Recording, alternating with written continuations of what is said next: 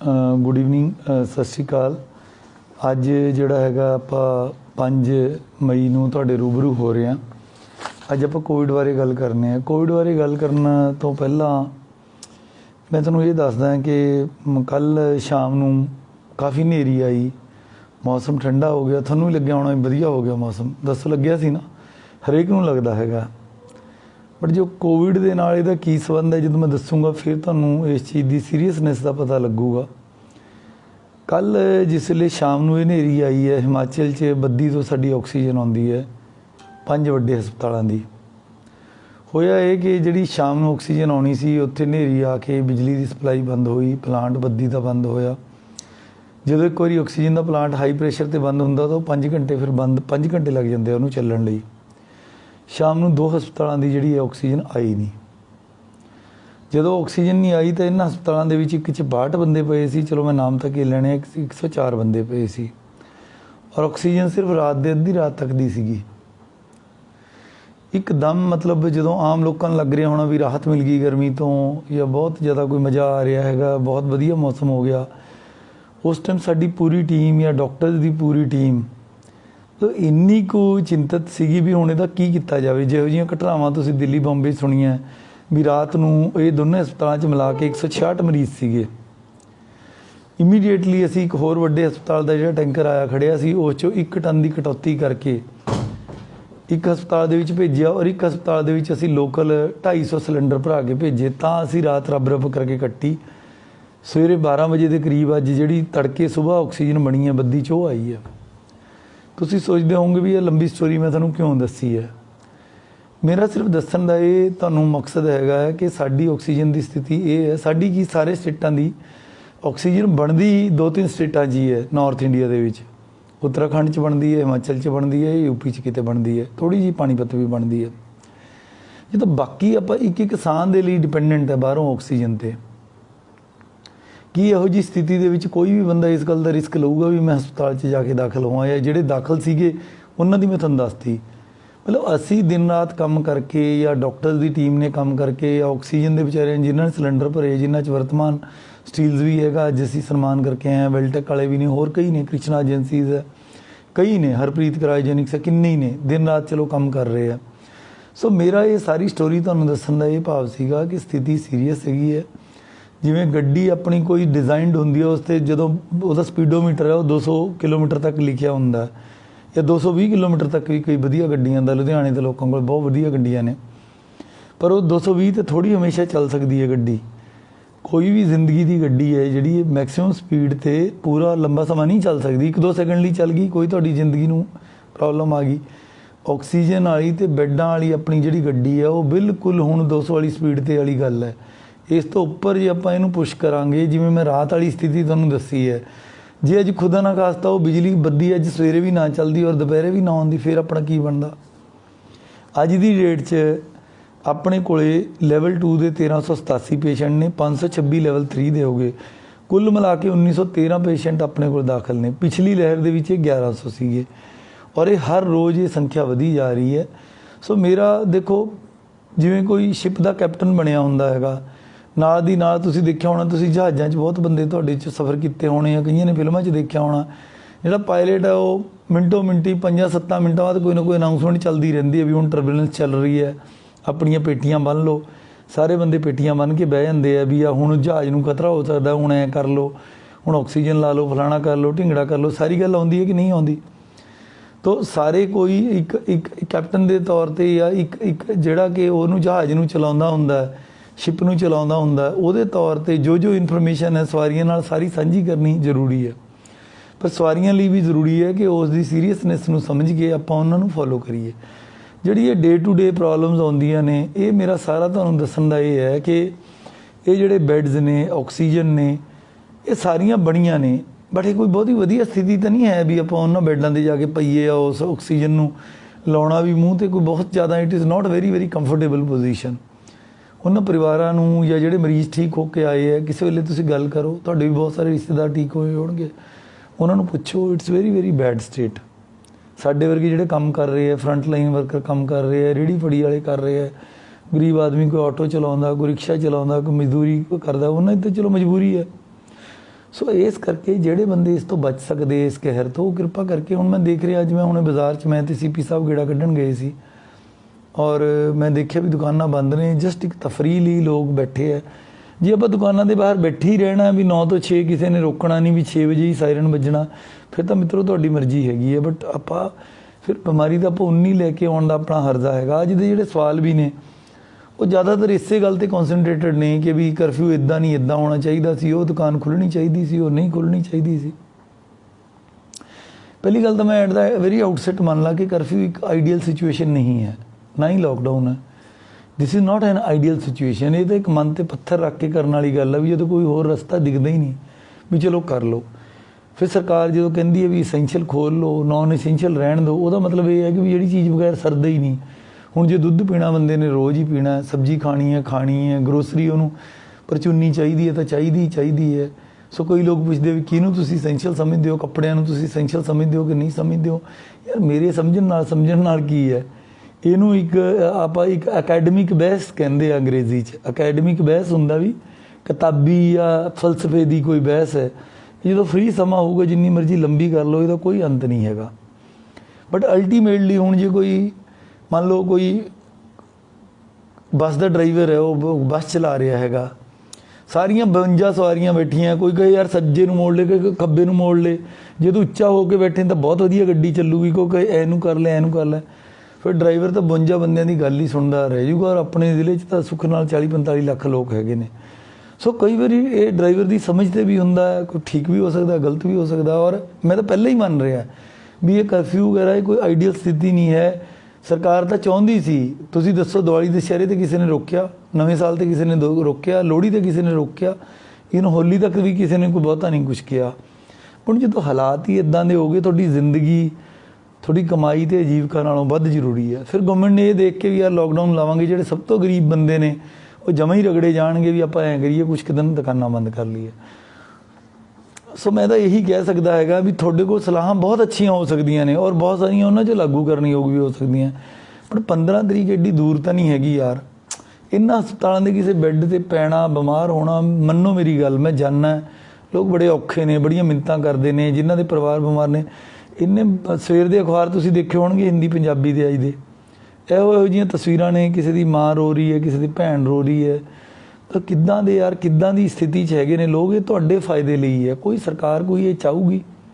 ਕਈ ਲੋਕ ਇਸ ਗੱਲ 'ਚੋਂ ਬਸ ਆਪਣਾ ਇੱਕ ਬੈਨੀਫਿਟ ਲੈਣ ਲਈ ਧਰਨੇ ਮੁਜ਼ਾਹਰੇ ਵੀ ਇੱਦਾਂ ਇਹ ਹੋ ਗਿਆ, ਕਿਉਂ ਸਰਕਾਰ ਕਰ ਰਹੀ ਹੈ? ਸਰਕਾਰ ਕਿਉਂ ਚਾਹੂਗੀ? ਸਰਕਾਰ ਬਿਲਕੁਲ ਨਹੀਂ ਚਾਹੁੰਦੀ। ਤੁਸੀਂ ਠੀਕ ਹੋ ਜਾਓ, ਰਾਜੀ ਬਾਜੀ ਹੋ ਜਾਓ, ਇੱਕ ਵਾਰੀ ਇਸ ਚੇਨ ਨੂੰ ਤੋੜ ਦਿਓ, ਆਪਾਂ ਸਾਰਾ ਕੁਝ ਠੀਕ ਕਰ ਲਾਂਗੇ। ਅੱਜ ਕੱਲ੍ਹ ਜਿਹੜੇ ਸਵਾਲ ਨੇ ਦੋ ਤਰ੍ਹਾਂ ਦੇ, ਅੱਜ ਮੈਂ 2 ਕੈਟੇਗਰੀਜ਼ ਦੇ ਵਿੱਚ ਵੰਡੂੰਗਾ ਅੱਜ ਦੇ ਸਵਾਲਾਂ ਨੂੰ। ਇੱਕ ਤਾਂ ਉਹ ਹੈ ਜਿਹੜੇ ਲੋਕ ਕਿਸੇ ਨਾ ਕਿਸੇ ਤਰੀਕੇ ਵੈਕਸੀਨ ਲੈਣਾ ਚਾਹੁੰਦੇ ਆ। ਪਹਿਲਾਂ ਦੇਖੋ ਅਸੀਂ ਮਿੰਨਤਾਂ ਕੀਤੀਆਂ, ਦਵਾਈ ਉਦੋਂ ਡੁੱਲ ਰਹੀ ਸੀ, ਰੋਜ਼ ਦੀ ਹਰੇਕ ਹਫ਼ਤੇ ਦੀ ਸਾਡੇ ਕੋਲ ਲੱਖ ਆਉਂਦੀ ਸੀ, ਅਸੀਂ ਹੁਣ ਤੱਕ 5.5 ਲੱਖ ਲਾ ਚੁੱਕੇ ਆ। ਉਦੋਂ ਮੈਂ ਪਿੰਡ ਗਿਆ, ਸਰਪੰਚਾਂ ਕੋਲੇ ਗਿਆ, ਬਲਾਕ ਲੈਵਲ 'ਤੇ ਗਿਆ, ਮਹੱਲੇ ਲੈਵਲ 'ਤੇ ਗਿਆ, ਮਿਸਿਸ ਮਮਤਾ ਆਸ਼ੂ ਇੱਥੋਂ ਦੇ MLAs ਨੇ ਕਿੰਨੀਆਂ ਤੁਹਾਨੂੰ ਐਫਰਟ ਕੀਤੀਆਂ, ਮੇਅਰ ਸਾਹਿਬ ਗਏ, ਸਭ ਨੇ ਤੁਹਾਨੂੰ ਰਿਕੁਐਸਟ ਕੀਤੀ। 5.5 ਲੱਖ ਵੀ ਕੋਈ ਛੋਟਾ ਨੰਬਰ ਨਹੀਂ ਹੈ। 20 ਲੱਖ ਦੀ ਆਬਾਦੀ ਦੇ ਸ਼ਹਿਰ 'ਚ 25% ਤਾਂ ਆਪਾਂ ਲਾ ਹੀ ਲਏ ਟੀਕੇ। ਬਟ ਮੇਰਾ ਮਤਲਬ ਹੈ ਵੀ ਹੁਣ ਸਾਰੇ ਕਹਿ ਰਹੇ ਆ ਵੀ ਸਾਨੂੰ ਵੀ ਫਰੰਟ ਲਾਈਨ ਮੰਨ ਲਓ। ਹੁਣ ਜਿਵੇਂ ਪੈਟਰੋਲ ਪੰਪ ਵਾਲਿਆਂ ਤੋਂ ਲਿਖ ਕੇ ਆਇਆ ਵੀ ਸਾਨੂੰ ਫਰੰਟ ਲਾਈਨ ਮੰਨ ਲਿਓ, ਵਿੱਚ ਇੱਕ ਬੈਂਕ ਵਾਲਿਆਂ ਨੇ, ਪੈਟਰੋਲ ਪੰਪ ਵਾਲਿਆਂ ਤਾਂ ਆਸ਼ੀਸ਼ ਗਰਗ ਨੇ ਕਿਹਾ। ਐਵੇਂ ਜੀ ਕਰੀ ਮੈਂ ਦੇਖ ਰਿਹਾ ਸੀਗਾ ਕਿਤੇ ਨਾ ਕਿਤੇ ਇੱਕ ਬੈਂਕਾਂ ਵਾਲਿਆਂ ਨੇ ਵੀ ਲਿਖ ਕੇ ਦਿੱਤਾ ਹੈਗਾ। ਸੋ ਜਦੋਂ ਮੈਂ ਤਾਂ ਸੋ ਮਚ ਸੋ ਕੇ ਸਾਡੀ ਲੋਕਲ ਐਡਮਿਨਿਸਟ੍ਰੇਸ਼ਨ ਨੇ ਤਾਂ ਇਹ ਕਹਿਤਾ ਸੀਗਾ ਕਿ ਈਵਨ ਕੋਈ ਵੀ ਕਰਮਚਾਰੀ ਹੈਗਾ, ਬਹੁਤ ਸਾਰੀਆਂ ਕੈਟੇਗਰੀਜ਼ ਨੂੰ ਅਸੀਂ 45 ਤੋਂ ਥੱਲੇ ਵੀ ਉਸ ਟਾਈਮ ਕੀਤਾ ਸੀਗਾ। ਬਟ ਹੁਣ ਕਿਉਂਕਿ ਦੇਸ਼ 'ਚ ਸਾਰਿਆਂ ਨੂੰ ਚੇਤਨਾ ਆ ਗਈ, ਹਰ ਕੋਈ ਦਵਾਈ ਲਾਉਣ ਲਈ ਆਤੁਰ ਹੈ, ਥੋੜ੍ਹੀਆਂ ਰੈਸਟ੍ਰਿਕਸ਼ਨਸ ਨੇ, ਲਿਮਿਟਡ ਦਵਾਈ ਆ ਰਹੀ ਹੈ, ਪਲੀਜ਼ ਬੀਅਰ ਵਿਦ ਅਸ, ਤੁਹਾਨੂੰ ਮਤਲਬ ਥੋੜ੍ਹਾ ਜਿਹਾ ਇੰਤਜ਼ਾਰ ਕਰਨਾ ਪੈਣਾ। ਹੁਣ ਬਹੁਤੇ ਸਵਾਲ ਜਿਹੜੇ ਹੈਗੇ ਦੁਕਾਨਾਂ ਦੇ ਖੋਲ੍ਹਣ ਖਾਲਣ 'ਤੇ ਹੈ। ਦੁਕਾਨਾਂ ਦੇ ਖੋਲ੍ਹਣ 'ਤੇ ਦੇਖੋ ਮੈਂ ਇਸੈਂਸ਼ੀਅਲ ਅਤੇ ਨੋਨ ਇਸੈਂਸ਼ੀਅਲ ਦਾ ਫਰਕ ਦੱਸਦਾ। ਇਸੈਂਸ਼ੀਅਲ ਉਹ ਚੀਜ਼ਾਂ ਨੇ ਜਿਨ੍ਹਾਂ ਦੇ ਬਗੈਰ ਜ਼ਿੰਦਗੀ ਨਹੀਂ ਚੱਲਦੀ, ਜਿਹੜੀਆਂ ਫੂਡ ਸਪਲਾਈ ਨਾਲ ਸੰਬੰਧਿਤ ਚੀਜ਼ਾਂ ਨੇ, ਉਹ 5 ਕੈਟੇਗਰੀ 'ਚ ਆਉਂਦੀਆਂ ਨੇ, 4-5 ਕੈਟੇਗਰੀ 'ਚ। ਇੱਕ ਤਾਂ ਉਹ ਹੈ ਜਿਵੇਂ ਅਨਾਜ ਨੇ, ਦੂਜਾ ਦਾਲਾਂ ਇਸ 'ਚ ਆਉਂਦੀਆਂ ਨੇ, ਤੀਜਾ ਖੰਡ ਇਸ 'ਚ ਆਉਂਦੀ ਹੈ, ਚੌਥਾ ਇਸ 'ਚ ਆਉਂਦੇ ਆਇਲਸ। ਮਤਲਬ ਇਹ ਉਹ ਚੀਜ਼ਾਂ ਨੇ ਜਿਹਦੇ ਨਾਲ ਤੁਹਾਡੀ ਰਸੋਈ ਚੱਲਦੀ ਹੈ। ਫਿਰ ਉਸ ਤੋਂ ਬਾਅਦ ਰਸੋਈ 'ਚ ਜਿਹੜਾ ਫਿਊਲ ਲੱਗਦਾ LPG ਹੈ, ਜਾਂ ਜਿਹੜੇ ਨਾਲ ਤੁਹਾਡੀ ਐਂਬੂਲੈਂਸ ਹੀ ਚੱਲਦੀ ਹੈ ਤੇਲ। ਇਹ 4-5 ਚੀਜ਼ਾਂ ਕੋਰ ਇਸੈਂਸ਼ੀਅਲ ਸਪਲਾਈ 'ਚ ਆਉਂਦੀਆਂ ਨੇ। ਔਰ ਇਹਦਾ ਮੋਟਾ ਅਸੂਲ ਇਹ ਹੈ ਵੀ ਜਿਹੜਾ ਇਸੈਂਸ਼ੀਅਲ ਕਮੋਡਿਟੀਜ਼ ਐਕਟ, ਜੇ ਤੁਹਾਨੂੰ ਯਾਦ ਹੋਵੇ ਤਾਂ ਫੂਡ ਸਪਲਾਈ ਮਹਿਕਮਾ ਉਹਨੂੰ ਡੀਲ ਕਰਦਾ ਸੀ। तो ਜਿਹੜੀਆਂ ਜਿਹੜੀਆਂ ਚੀਜ਼ਾਂ ਨੂੰ ਫੂਡ ਸਪਲਾਈ ਮਹਿਕਮਾ ਡੀਲ ਕਰਦਾ ਉਹ ਐਸੈਂਸ਼ੀਅਲ 'ਚ ਆ ਜਾਂਦੇ ਨੇ। ਪਰ ਅੱਜ ਕੱਲ੍ਹ ਆਪਣੀਆਂ ਲੋੜਾਂ ਇੰਨੀਆਂ ਵੱਧ ਗਈਆਂ, ਹੁਣ ਕੋਈ ਬੰਦਾ ਕਹਿੰਦਾ ਵੀ ਮੋਬਾਈਲ ਵੀ ਐਸੈਂਸ਼ੀਅਲ ਹੈ। ਇਹ ਤਾਂ ਮੈਂ ਦੱਸਤਾ ਵੀ ਕੋਰ ਡੈਫੀਨੇਸ਼ਨ ਕੀ ਹੈ ਐਸੈਂਸ਼ੀਅਲ ਦੀ। ਹੁਣ ਕਿਸੇ ਨੂੰ ਮੋਬਾਈਲ ਵੀ ਐਸੈਂਸ਼ੀਅਲ ਲੱਗ ਸਕਦਾ, ਕਿਸੇ ਨੂੰ ਲੈਪਟਾਪ ਵੀ ਲੱਗ ਸਕਦਾ। ਇੱਕ ਸੱਜਣ ਨੇ ਮੈਨੂੰ ਕੀਤਾ ਕਿ ਮੈਂ ਆਪਣਾ PhD ਦਾ ਥੀਸਿਸ ਦੇਣਾ ਹੈਗਾ, ਤਾਂ ਉਹਨੂੰ ਮਤਲਬ ਫੋਟੋ ਸਟੇਟ ਵੀ ਐਸੈਂਸ਼ੀਅਲ 'ਚ ਆਉਣਾ ਚਾਹੀਦਾ ਹੈਗਾ। ਜਾਂ ਕਿਸਾਨ ਵੀਰਾਂ ਦਾ ਇਹ ਗਵਰਨਮੈਂਟ ਤੱਕ ਗਿਆ ਵੀ ਅਸੀਂ ਸਪਰੇਅ ਕਰਨੇ ਹੁੰਦੇ ਆ, ਸਾਨੂੰ ਪੈਸਟੀਸਾਈਡ ਚਾਹੀਦੇ ਹੁੰਦੇ ਆ। ਜਾਂ ਕੋਈ ਕੁਛ ਆਪਣੇ ਵਪਾਰੀ ਵੀਰਾਂ ਨੇ ਕਿਹਾ ਕਿ ਕੋਈ ਹਾਰਡਵੇਅਰ ਤੋਂ ਸਮਾਨ, ਕੁਛ ਰਿਪੇਅਰ ਦਾ, ਕੋਈ ਸਪੇਅਰ ਦਾ ਸਮਾਨ ਚਾਹੀਦਾ ਹੁੰਦਾ। ਚਲੋ ਜਿਵੇਂ ਸਮਾਜ ਬਦਲਦਾ ਹੈ ਤਾਂ ਉਹ ਲੋੜਾਂ ਵੀ ਬਦਲਦੀਆਂ ਨੇ। ਤਾਂ ਕੱਲ੍ਹ ਸ਼ਾਮ ਨੂੰ ਇੱਕ ਗਵਰਨਮੈਂਟ ਦਾ ਆਰਡਰ ਆਇਆ, ਮੈਂ ਤੁਹਾਨੂੰ ਦੱਸ ਦਿੰਦਾ। ਉਹਨਾਂ ਨੇ ਕਿਹਾ ਹੈ ਕਿ shops selling fertiliser, seed, insecticide, pesticide, agriculture machinery, agriculture horticulture implements. ਇਹਦਾ ਮਤਲਬ ਹੈ ਕਿ ਖੇਤੀ ਦੇ ਸੰਦ ਸੰਦੇੜੇ, ਕਿਉਂਕਿ ਹੁਣ ਅੱਗੇ ਰਬੀ ਦੀ ਫਸਲ ਕੱਟ ਗਈ, ਖਰੀਫ ਦੀ ਲੱਗਣੀ ਹੈ, ਅਤੇ ਇਨਸੈਕਟੀਸਾਈਡ, ਪੈਸਟੀਸਾਈਡ, ਛੜਕ ਵਾਲੀਆਂ ਦਵਾਈਆਂ ਅਤੇ ਖਾਦ ਵਗੈਰਾ, ਇਹ ਅਸੀਂ ਅੱਜ ਆਰਡਰ ਜਾਰੀ ਕਰ ਦਾਂਗੇ। ਦੂਜਾ ਕਿਰਾਨਾ ਅਤੇ ਗਰੋਸਰੀ, ਇਹ ਮੈਂ ਤੁਹਾਨੂੰ ਪਹਿਲਾਂ ਹੀ ਦੱਸਿਆ, ਇਹ ਤਾਂ ਐਸੈਂਸ਼ੀਅਲ 'ਚ ਹੈ ਹੀ ਹੈ। ਪਹਿਲੇ ਦਿਨ ਹੀ ਮੈਂ ਤਾਂ ਆਰਡਰ 'ਚ ਪਾਤਾ ਸੀਗਾ। ਫਿਰ ਉਸ ਤੋਂ ਸੀਗਾ ਇੰਡਸਟਰੀਅਲ ਮਟੀਰੀਅਲ, ਜਿਹੜੇ ਹੈਗੇ ਆ ਹਾਰਡਵੇਅਰ ਦੀਆਂ ਆਈਟਮਸ ਨੇ, ਜਿਸ 'ਚ ਟੂਲਸ ਵੀ ਨੇ, ਮੋਟਰਸ ਵੀ ਨੇ, ਪਾਈਪਸ ਨੇ ਔਰ ਇੰਡਸਟਰੀਅਲ ਮਟੀਰੀਅਲ ਨੇ। ਔਰ ਇੱਕ ਇਹਨਾਂ ਨੇ ਇਹ ਕਿਹਾ ਹੈਗਾ ਕਿ ਜੇ ਕੋਈ 9 ਤੋਂ 6 ਤਾਂ ਅਸੀਂ ਅਲਾਓ ਕਰਦੇ ਹੀ ਹਾਂ ਬਿਨਾਂ ਕਿਸੇ ਪਾਸ ਦੇ। 9 ਤੋਂ 6 ਤਾਂ ਕੋਈ ਕਰਫਿਊ ਹੁੰਦਾ ਹੀ ਨਹੀਂ। ਕਰਫਿਊ ਹੁੰਦਾ ਰਾਤ ਦੇ 6 ਤੋਂ ਸਵੇਰ ਦੇ 9 ਵਜੇ ਤੱਕ। ਹੁਣ ਇਹ ਕਰਤਾ ਕਿ ਕਰਫਿਊ ਦੇ ਦੌਰਾਨ ਜੇ ਕੋਈ ਪੈਦਲ ਜਾਂ ਬਾਈਸਾਈਕਲ 'ਤੇ, ਮਤਲਬ ਸਾਈਕਲ 'ਤੇ ਅਗਰ ਕੋਈ ਜਾਂਦਾ, ਜਿਵੇਂ ਕੋਈ ਮਿਹਨਤ ਮਜ਼ਦੂਰੀ ਕਰਨ ਜਾਂਦਾ, ਕੋਈ ਕੰਮ ਕਰਨ ਜਾਂਦਾ, ਉਹਨੂੰ ਕੋਈ ਪਾਸ ਦੀ ਲੋੜ ਨਹੀਂ ਹੈ। ਪਰ ਜਿਹੜੇ ਬੰਦੇ ਇਹ ਸ਼ਾਮ ਦੇ 6 ਤੋਂ ਸਵੇਰ ਦੇ 9 ਵਜੇ ਤੱਕ ਜਾਣਗੇ, ਉਹ ਕੋਈ ਵੀ ਉਹਨਾਂ ਕੋਲ ਮੋਟਰਾਈਜ਼ਡ ਵਹੀਕਲ ਹੋਵੇ, ਮੋਟਰਸਾਈਕਲ ਹੋਵੇ, ਕਾਰ ਹੋਵੇ, ਕੁਛ ਵੀ ਚੀਜ਼ ਹੋਵੇ, ਤਾਂ ਉਹਨਾਂ ਨੂੰ ਆਪਣਾ ਕਾਰਡ ਜਿਹੜਾ ਹੈਗਾ, ਉਹਨਾਂ ਨੂੰ ਆਪਣਾ ਪਾਸ ਬਣਾਉਣਾ ਪੈਣਾ। ਇਹ ਬਣਨਾ paas.pais.net.in ਤੋਂ। ਇਹ ਔਨਲਾਈਨ ਤੁਸੀਂ ਅਪਲਾਈ ਕਰਨਾ, ਆਪਣੇ ਡਾਕੂਮੈਂਟ ਅਪਲੋਡ ਕਰ ਦੇਣੇ ਵੀ ਕੀ ਤੁਹਾਨੂੰ ਲੋੜ ਹੈ। ਪੁਲਿਸ ਦੇ ਕੁਛ ਅਧਿਕਾਰੀਆਂ ਨੂੰ, ਕੁਛ SDMs ਨੂੰ ਜਾਂ ਕੁਛ DC ਆਫਿਸ ਦੇ ਕੁਛ ਕਰਮਚਾਰੀਆਂ ਨੂੰ। ਪਰ ਮੈਂ ਤੁਹਾਨੂੰ ਸ਼ੇਅਰ ਕਰਾਂ, ਅੱਜ ਇਕੱਲੇ ਲੁਧਿਆਣੇ 'ਚ 3854 ਪਾਸ ਬਣੇ ਆ। ਮਰਜ਼ੀ ਤਾਂ ਦੇਖੋ ਆਪਣੀ ਹੈ, ਹੋ ਸਕਦਾ ਕਿਸੇ ਨੂੰ ਬਹੁਤ ਜ਼ਰੂਰੀ ਕੰਮ ਹੋਵੇ ਵੀ ਆਪਾਂ ਮਤਲਬ ਕਰਫਿਊ ਤੁਹਾਡੇ ਫਾਇਦੇ ਲਈ ਲਾਇਆ। ਮੈਂ ਆਕਸੀਜਨ ਦੀ ਗੱਲ ਤੋਂ ਸਭ ਤੋਂ ਪਹਿਲਾਂ ਸ਼ੁਰੂ ਕੀਤਾ ਸੀ। ਅਗਰ ਕੋਈ ਬਿਮਾਰ ਹੋ ਜਾਏ ਤਾਂ ਵੀ ਉਹ ਹਸਪਤਾਲ 'ਚ ਰਹਿ ਕੇ ਵੀ ਇਹ ਨਹੀਂ ਪਤਾ ਵੀ ਕਿੰਨੇ ਘੰਟੇ ਦੀ ਆਕਸੀਜਨ ਹੈ। ਦਿੱਲੀ ਦਾ ਹਾਲ ਤੁਸੀਂ ਦੇਖ ਹੀ ਲਿਆ, ਵੱਡੇ ਸ਼ਹਿਰਾਂ ਦਾ ਵੀ ਦੇਖ ਲਿਆ, ਹੋਰ ਵੱਡਿਆਂ ਦਾ, ਦੂਜੇ ਦੇਸ਼ਾਂ ਦਾ ਵੀ ਦੇਖ ਲਿਆ। ਸੋ ਇਹ ਹੈਗਾ। ਕੁਛ ਲੋਕਾਂ ਦਾ ਇਤਰਾਜ਼ ਇਹ ਵੀ ਹੈ ਕਿ ਵੀ ਜਿਹੜੇ ਠੇਕੇ ਆ ਉਹ ਐਸੈਂਸ਼ੀਅਲ ਦੇ ਵਿੱਚ ਕਿਉਂ ਅਪਲਾਈ ਕੀਤੇ ਆ। ਦੇਖੋ ਆਪਾਂ ਸਿਟੀਜ਼ਨਸ ਹੈਗੇ ਆ, ਐਕਸਾਈਜ਼ ਪਾਲਿਸੀ ਦੇ ਤਹਿਤ ਪੂਰੇ ਸਾਲ ਲਈ ਜਿਹੜੀ ਇਹਨਾਂ ਦੀ ਔਕਸ਼ਨ ਹੋ ਕੇ ਗਵਰਨਮੈਂਟ ਦੀਆਂ ਕੁਝ ਪਾਲਿਸੀਜ਼ ਨੇ, ਉਹਨਾਂ ਦੇ ਤਹਿਤ ਨੰਬਰ ਆਫ ਡੇਜ਼ ਜਿਹੜੇ ਇਹਦੇ ਆਫ ਦੇਣੇ ਹੁੰਦੇ ਨੇ, ਉਹਦੀ ਇੱਕ ਲਿਮਿਟ ਹੈਗੀ ਆ। ਸ਼ਾਇਦ ਉਹ ਐਕਸਾਈਜ਼ ਪਾਲਿਸੀ ਦੀ ਮਜਬੂਰੀ ਰਹੀ ਹੋਣੀ ਹੈ, ਬਟ ਜੋ ਵੀ ਗਵਰਨਮੈਂਟ ਦੀ ਪਾਲਿਸੀ ਹੈ ਉਹ ਤੁਹਾਡੇ ਸਾਹਮਣੇ ਹੈਗੀ ਆ। ਔਰ ਦੂਜਾ ਮੈਂ 1 ਬਾਈ 1 ਅਗਰ ਲਵਾਂ ਤਾਂ ਇਹ ਵਰਿੰਦਰ ਸਿੰਘ ਜੀ ਦਾ ਇੱਕ ਸਵਾਲ ਹੈ। ਉਹਨਾਂ ਦਾ ਇਹ ਕਹਿਣਾ ਹੈ ਕਿ 40% ਲੋਕ ਤਾਂ ਜੀ ਸੜਕਾਂ 'ਤੇ ਤੁਰੇ ਫਿਰਦੇ ਆ, ਵੀ ਇਹਦੇ ਨਾਲ ਕੋਈ ਗੱਲ। ਵਰਿੰਦਰ ਜੀ, ਮੈਂ ਤੁਹਾਡੇ ਨਾਲ ਸਹਿਮਤ ਹੈਗਾ। ਮਤਲਬ ਗਵਰਨਮੈਂਟ ਨੇ ਤਾਂ ਆਪਣਾ ਰੈਵਨਿਊ ਛੱਡ ਕੇ ਜਿਹੜਾ ਹੈਗਾ ਇਹ ਸ਼ਾਪਸ ਨੂੰ ਬੰਦ ਕਰਨ ਦਾ ਕੀਤਾ, ਲੋਕਾਂ ਦੀ ਸਹੂਲਤ ਲਈ ਕੀਤਾ। ਲੋਕਾਂ ਨੂੰ ਮੇਰੀ ਬੇਨਤੀ ਹੈ ਕਿ ਗੈਰ ਜ਼ਰੂਰੀ ਕੰਮਾਂ ਲਈ ਨਾ ਨਿਕਲਣ। ਬਾਕੀ ਹੁਣ ਇਹ ਪਾਸ ਵਾਲੀ ਗੱਲ ਹੋ ਗਈ ਤਾਂ ਮੈਨੂੰ ਲੱਗਦਾ ਹੋਰ ਲੋਕ ਘਟਣਗੇ। ਇੱਕ ਸੁਖਮੀਤ ਸਿੰਘ ਪਟੇਜਾ ਜੀ ਨੇ ਕਿਹਾ ਕਿ ਬੈਂਕਾਂ ਦੇ ਬਾਹਰ ਲਾਈਨ ਲੱਗੀ ਹੈ। ਇਹ ਮੈਂ ਜ਼ਰੂਰ ਜਿਹੜੇ ਸਾਡੇ ਲੀਡ ਬੈਂਕ ਮੈਨੇਜਰ ਨੇ ਉਹਨਾਂ ਨਾਲ ਗੱਲ ਕਰੂੰਗਾ, CP ਸਾਹਿਬ ਨੂੰ ਵੀ ਰਿਕੁਐਸਟ ਕਰੂੰਗਾ। ਫਿਰੋਜ਼ ਆਲਮ ਜੀ ਨੇ ਰਿਕੁਐਸਟ ਕੀਤੀ ਹੈ ਕਿ ਔਡ ਈਵਨ ਕਰੋ। ਫਿਰੋਜ਼ ਜੀ, ਮੈਂ ਤੁਹਾਨੂੰ ਦੱਸਿਆ ਵੀ ਤੁਹਾਡੀ ਸਲਾਹ ਚੰਗੀ ਹੈ, ਬਹੁਤ ਸਲਾਹਾਂ ਚੰਗੀਆਂ ਹੋ ਸਕਦੀਆਂ ਨੇ, ਬਟ ਜਦੋਂ ਆਪਾਂ ਡਰਾਈਵਰ ਸੀਟ 'ਚ ਇੱਕ ਵਾਰੀ ਬਿਠਾ ਦਿੰਦੇ ਹਾਂ, ਮਤਲਬ ਜਿਹੜੀ ਗਵਰਨਮੈਂਟ ਹੈਗੀ ਹੈ ਉਹਨਾਂ ਦੇ ਜੋ ਫੈਸਲੇ ਨੇ, ਸਮਬਡੀ ਹੈਜ਼ ਟੂ ਡਿਸਾਈਡ। ਤੋ ਇਸ ਕਰਕੇ ਆਪਾਂ ਨੂੰ ਜੋ ਫਾਰਮੂਲਾ ਆਇਆ ਹੈਗਾ ਉਹਨੂੰ ਆਪਾਂ ਲਾਗੂ ਕਰੀਏ ਚੰਗੀ ਤਰ੍ਹਾਂ। 2 ਹਫ਼ਤਿਆਂ ਦੀ ਗੱਲ ਹੈ, ਇਹ ਤੋਂ ਜ਼ਿਆਦਾ ਲੰਬੀ ਚੌੜੀ ਹੈ ਨਹੀਂ। ਕਿਤੇ ਵੀ ਆ ਜੇ 2-3 ਹਫ਼ਤਿਆਂ 'ਚ ਇਹਨੇ ਕਰਵਨੇ ਥੱਲੇ ਆ ਜਾਣਾ ਹੁੰਦਾ। ਵੀਕਐਂਡ ਦਾ ਆਪਣਾ ਕਰਫਿਊ ਹੋਏ ਅਤੇ ਰੋਜ਼ ਦਾ ਰਾਤ ਦਾ ਜੇ ਆਪਾਂ ਚੰਗੀ ਤਰ੍ਹਾਂ ਕਰੀਏ ਤਾਂ ਆਪਾਂ ਨੂੰ ਐਡੀ ਲੋੜ ਹੀ ਨਹੀਂ ਇਸ 'ਚ। ਸਤਿੰਦਰ ਸਹਿਗਲ ਜੀ ਕਹਿੰਦੇ ਆ ਕਿ ਪੂਰੀ ਸਖਤੀ ਫੁੱਲ ਕਰ ਦਿਓ ਜੀ, ਫੁੱਲ ਲੋਕਡਾਊਨ ਲਾ ਦਿਓ। ਸਤਿੰਦਰ ਸਹਿਗਲ ਸਾਹਿਬ, ਇਹਦੀਆਂ ਕੁਛ ਆ ਗਈਆਂ ਸਮੱਸਿਆਵਾਂ ਨੇ। ਜਿਹੜੀ ਸਾਡੀ ਬਾਹਰੋਂ ਮਾਈਗ੍ਰੇਸ਼ਨ ਕਰਕੇ ਜਿਹੜੇ ਵਰਕਰਸ ਵਗੈਰਾ ਆਉਂਦੇ ਨੇ, ਪਿਛਲੀ ਵਾਰ ਆਪਾਂ ਦੇਖਿਆ ਕਿ ਜਦੋਂ ਫੁੱਲ ਲੋਕਡਾਊਨ ਲੱਗਦਾ, ਸਰਕਾਰ ਦੀ ਇੱਕ ਮਜਬੂਰੀ ਹੈ ਕਿ ਮੈਨੂਫੈਕਚਰਿੰਗ ਇੰਡਸਟਰੀ ਜਦੋਂ ਬੰਦ ਹੁੰਦੀ ਹੈ ਤਾਂ ਇਹ ਸੜਕਾਂ 'ਤੇ ਚਾਲੇ ਪਾ ਦਿੰਦੇ ਆ, ਉਹਦੇ ਨਾਲ ਬਿਮਾਰੀ ਫੈਲਦੀ ਹੈ ਔਰ ਕੰਮ ਬਹੁਤ ਜ਼ਿਆਦਾ ਵੱਧਦਾ। ਸੋ ਇਹੀ ਹੈ ਵੀ ਜਿਹੜੇ ਬੰਦੇ ਐਟਲੀਸਟ ਘਰੇ ਬੈਠ ਸਕਦੇ ਨੇ ਕੁਛ ਦਿਨਾਂ ਲਈ ਬਹਿ ਜਾਣ। ਮੁੜ ਕੇ ਤਾਂ ਯਾਰ ਪਿਛਲੇ 6 ਮਹੀਨੇ ਵੀ ਬਿਜ਼ਨਸ ਵਧੀਆ ਚੱਲਿਆ। ਆਫਟਰ ਦੀਵਾਲੀ ਵੀ ਮੈਨੂੰ ਲੋਕ ਦੱਸ ਕੇ ਗਏ ਨੇ ਕਿ ਜਿੰਨਾ ਕੁ ਡਾਊਨ ਗਿਆ ਸੀ ਡਿਊਰਿੰਗ ਕੋਵਿਡ, ਸਰਦੀ ਦੇ ਦੌਰਾਨ ਵੀ ਹੌਜ਼ਰੀ ਦੀ ਡਿਮਾਂਡ ਵੀ ਅੱਛੀ ਆਈ ਹੈ, ਸਾਈਕਲ ਦੀ ਡਿਮਾਂਡ ਵੀ ਅੱਛੀ ਆਈ ਹੈ, ਸਪੇਅਰ ਪਾਰਟਸ ਦੀ ਡਿਮਾਂਡ ਵੀ ਅੱਛੀ ਆਈ ਹੈ।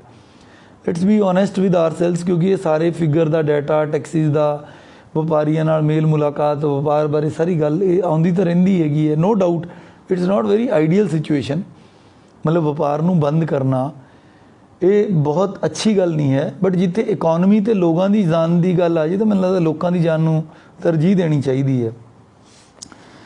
ਆਸ਼ੀਸ਼ ਜੁਨੇਜਾ ਜੀ ਦਾ ਇਹ ਕਹਿਣਾ ਹੈਗਾ ਕਿ ਗਰੋਸਰੀ ਡਿਪਾਰਟਮੈਂਟ ਨੇ, ਗਰੋਸਰੀ ਤਾਂ ਮੈਂ ਕਹਿ ਹੀ ਦਿੱਤਾ ਜੀ, ਗਰੋਸਰੀ ਅਤੇ ਮਿਲਕ ਦੀਆਂ ਸ਼ਾਪਸ ਤਾਂ ਖੁੱਲ੍ਹੀਆਂ ਰਹਿ ਸਕਦੀਆਂ ਨੇ 9 ਤੋਂ 5। ਕੰਸਟਰਕਸ਼ਨ ਅਲਾਊਡ ਹੈਗੀ ਹੈ। ਕੰਸਟਰਕਸ਼ਨ ਦੇ ਨਾਲ ਜਿਹੜਾ ਉਹਦੀ ਜ਼ਰੂਰੀ ਸਮਾਨ ਹੈ, ਨੈਚੁਰਲੀ ਕੰਸਟਰਕਸ਼ਨ ਵਾਲਾ ਸਮਾਨ ਤਾਂ ਚੱਲੂਗਾ ਜਦੋਂ ਕੰਸਟਰਕਸ਼ਨ ਅਲਾਊਡ ਹੈ ਜੀ।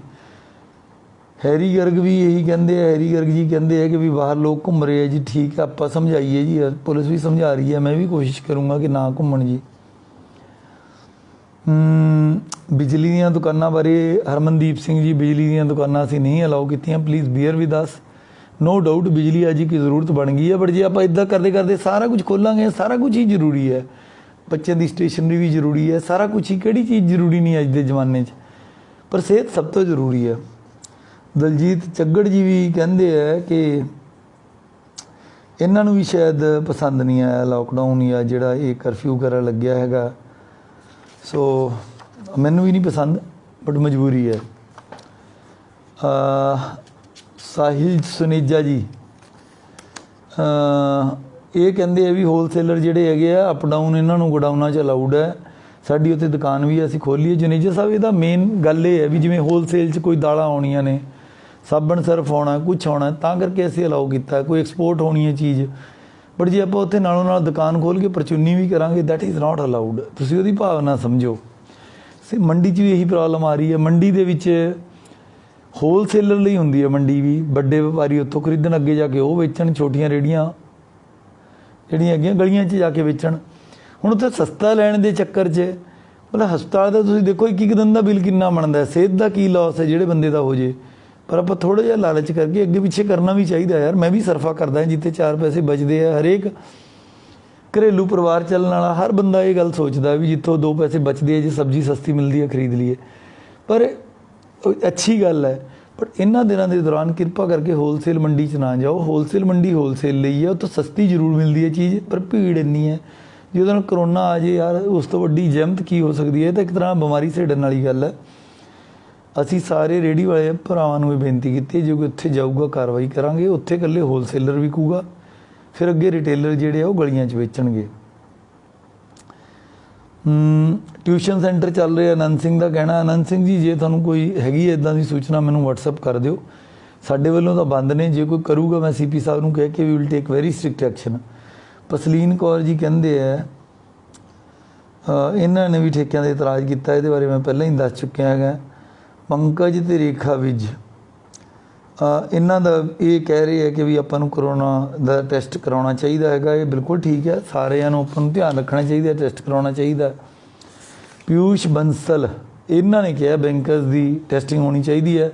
ਬੰਸਲ ਸਾਹਿਬ ਅਸੀਂ ਬੜੀਆਂ ਰਿਕੁਐਸਟਾਂ ਕੀਤੀਆਂ ਪਹਿਲਾਂ ਵੀ ਕਰਾ ਲਓ ਕਰਾ ਲਓ ਕਰਾ ਲਓ। ਕਈ ਵਾਰ ਜਿਹੜੀ ਚੀਜ਼ ਜਦੋਂ ਫ੍ਰੀ ਅਤੇ ਅਬੰਡੈਂਸ 'ਚ ਮਿਲਦੀ ਹੈ ਨਾ, ਲੋਕਾਂ ਨੂੰ ਲੱਗਦਾ ਪਤਾ ਨਹੀਂ ਕਿਉਂ ਕਹਿ ਰਹੀ ਹੈ ਸਰਕਾਰ। ਬਟ ਨੰਨਦਲੈਸ ਤੁਸੀਂ ਫਿਕਰ ਨਾ ਕਰੋ, ਜਦੋਂ ਹੀ ਵੈਕਸੀਨ ਆ ਗਈ ਲੁਧਿਆਣਾ ਪਹਿਲਾ ਜ਼ਿਲ੍ਹਾ ਹੋਊਗਾ ਜਿਹੜਾ ਸਭ ਤੋਂ ਪਹਿਲਾਂ ਆਪਣੇ ਨਾਗਰਿਕਾਂ ਨੂੰ ਆਫਰ ਕਰੂਗਾ। ਰਾਕੇਸ਼ ਗੋਇਲ ਢਿੱਲੋਂ ਸਾਹਿਬ ਇਹ ਕਹਿੰਦੇ ਹੈ ਕਿ ਵੀ ਕਈ ਬੰਦੇ ਦੁਕਾਨਾਂ ਖੋਲ੍ਹੀ ਰੱਖੇ ਹੈ, ਉਹਨਾਂ ਦਾ ਵੀ ਕੋਈ ਨਿਯਮ ਬਣਾਓ। ਇਹ ਵੀ ਆਪਾਂ ਕਰਕੇ ਜੀ ਇੱਥੇ ਵੀ ਲਾਗੂ ਕਰਾਵਾਂਗੇ, ਕੋਈ ਗੱਲ ਨਹੀਂ ਹੈ। ਔਰ ਹਿਤੇਸ਼ ਜੈਨ ਜੀ ਕਹਿੰਦੇ ਹੈ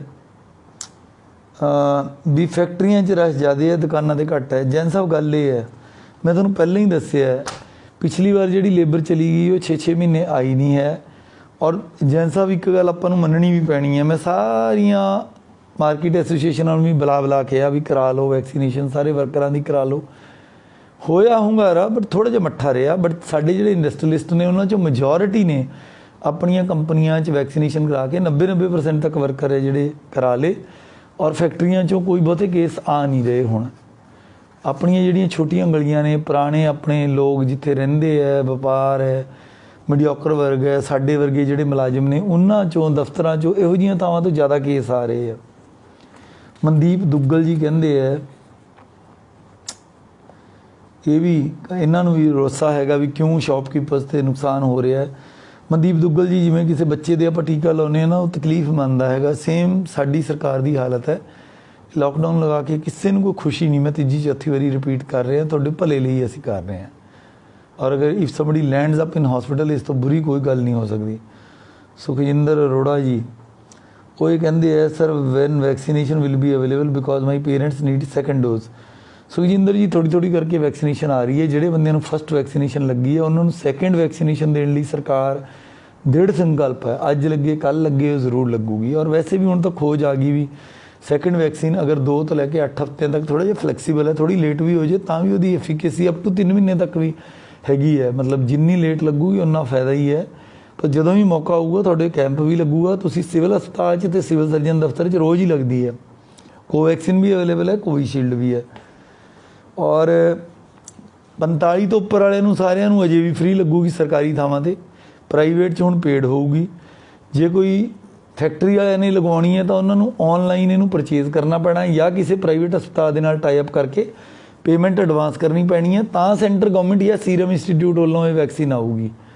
ਪਹਿਲਾਂ ਵਾਲੀ ਗੱਲ ਨਹੀਂ ਹੈ ਵੀ ਫ੍ਰੀ ਵਾਲੇ ਜਿਵੇਂ ਆਪਾਂ ਕੈਂਪ ਲਗਾ ਰਹੇ ਸੀਗੇ। ਫੈਕਟਰੀ ਵਾਲੇ ਨੇ ਅਗਰ ਲਗਾਉਣਾ ਤਾਂ ਮੈਂ ਰਿਪੀਟ ਕਰ ਰਿਹਾ, ਤਾਂ ਉਹਨਾਂ ਨੂੰ ਪ੍ਰਾਈਵੇਟ ਹਸਪਤਾਲ ਨਾਲ ਪੇਮੈਂਟ ਕਰਕੇ ਜਾਂ ਔਨਲਾਈਨ ਬੁੱਕ ਕਰਾਉਣੀ ਪੈਣੀ ਹੈ ਪੇਮੈਂਟ ਕਰਕੇ। ਵਿਪਨ ਸਾਨੀ ਜੀ ਨੇ CSC ਬਾਰੇ ਪੁੱਛਿਆ ਵੀ ਕਾਮਨ ਸਰਵਿਸ ਸੈਂਟਰ ਕੁਛ ਕੁ ਦਿਨ ਆਪਾਂ ਬੰਦ ਰੱਖੀਏ। ਸਾਨੂੰ ਤਾਂ ਆਪ ਘੱਟ ਹੈ, CSC ਦੇ ਵਿੱਚ ਕਈ ਸਰਕਾਰੀ ਸਕੀਮਾਂ ਲਈ ਲੋਕ ਅਪਲਾਈ ਕਰਦੇ ਸੀਗੇ, ਸੋ ਇਹ ਦਿੱਕਤ ਹੈ ਥੋੜ੍ਹੀ ਜਿਹੀ। ਗਗਨਦੀਪ ਸਿੰਘ ਜੀ ਕਹਿੰਦੇ ਹੈ ਕਿ ਕਿਵੇਂ ਆਪਾਂ ਕੰਟਰੋਲ ਕਰਾਂਗੇ, ਮਾਰਕੀਟਾਂ 'ਚ ਤਾਂ ਲੋਕ ਘੁੰਮਦੇ ਫਿਰਦੇ ਹੈ, ਕੰਪਲੀਟ ਲਾਕਡਾਊਨ ਲਾ ਦਿਓ। ਕਈ ਲੋਕਾਂ ਦਾ ਵਿਚਾਰ ਹੈ, ਕਈ ਕਹਿੰਦੇ ਆ ਕੰਪਲੀਟ ਲਾਓ, ਕਈ ਕਹਿੰਦੇ ਇੰਨਾ ਵੀ ਚੱਕ ਦਿਓ। ਸੋ ਜਿੰਨੇ ਮੂੰਹ ਉਨੀਆਂ ਗੱਲਾਂ, ਇਹ ਤਾਂ ਕਈ ਸਲਾਹਾਂ ਨੇ। ਆਊਟ ਆਫ ਸਾਰੀਆਂ ਸਲਾਹਾਂ 'ਚੋਂ ਗਵਰਨਮੈਂਟ ਨੇ ਦੇਖ ਕੇ ਵੀ ਕਿਹੜੀ ਬੈਸਟ ਹੈ, ਉਹਦੇ ਮੁਤਾਬਕ ਉਹ ਮਤਲਬ ਫੈਸਲੇ ਆਉਂਦੇ ਨੇ। ਔਰ ਇਸੇ ਤਰ੍ਹਾਂ ਹੀ ਗਗਨਦੀਪ ਅਰੋੜਾ ਜੀ ਇਹ ਕਹਿੰਦੇ ਹੈ ਕਿ